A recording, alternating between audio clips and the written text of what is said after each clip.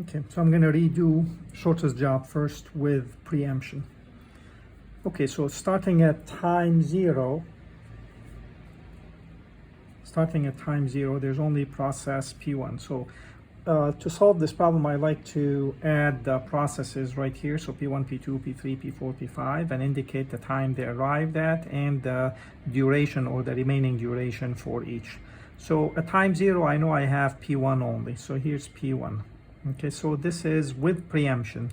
So I go until I get another process uninterrupted, okay? At least until I get another process or until the duration expires. But P1 has a burst duration or length of 10, so it will go until 10, but at time 2, P2 arrives. So I go, process 1 goes until time 2, okay?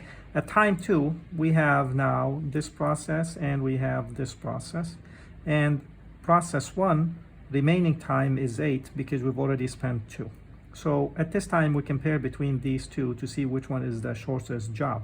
And P2 is the shortest job. So now we have P2. And P2 runs. So runs at time 3. We have another process coming in. So we have to make the same decision again. So we put 3 here. Okay. And we have process 3 arriving in the system. At this time, process 2 has 2 remaining. Okay, so because process 2 has 2, which is less than 5 and less than 8, we let it go until it is done. So P2 runs until it is done. So until it is done means until 5. Okay, so at that time, at time 5, there are no new processes in the system because 4 and 5 arrive at 7, at 8 respectively. So P2 continues, and now P2 is not in the system.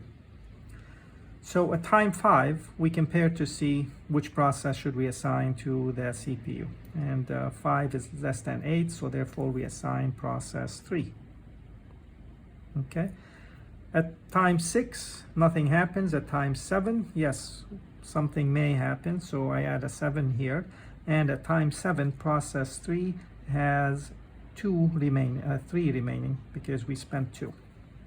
Okay, so at time 7, process 4 is in the system. So now we compare 6 and 3 and 8. Process 3 is still the shortest job. So we run with process 3. We run until 8 because 8, a new process comes in the system.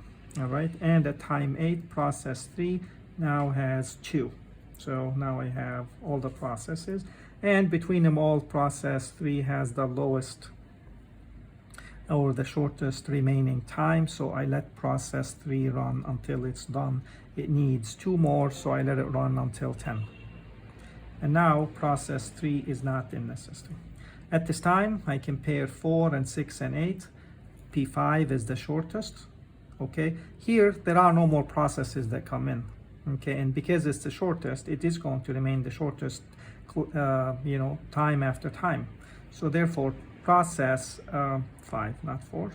Process 5 runs until it completes at 14.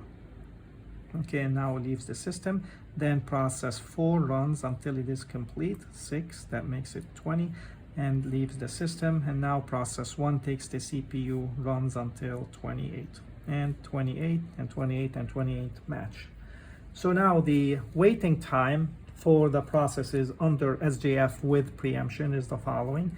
For process 1, we have 0 plus, we go through all the way here, plus 20 minus, it left the CPU at time 2. So this is process 1. This is the waiting time for process 1. Okay, 20 minus 2. Plus, now for process 2, okay, so process 2 took the CPU at 2, okay, and it arrived at 2, so that's okay. 2 minus 2, that's okay. And then it finished at 3 minus 3 is 0, doesn't matter. It finished as 5 and there's no more, so therefore process 2 is really just a 0. Plus process 3 took the CPU at 5, but it arrived, process 3 arrived at 3, so 5 minus 3, and it kept going until it was done. So that's it. This is process 3. Okay, so this is process 2. And then process 4 First time it took the CPU was at 14, and that was the only time it finished, so it's just 1. 14 minus 4 came in at 7. Okay, plus process 5 took the CPU at 10, and it arrived at 8, so minus 8, and that's it. Okay,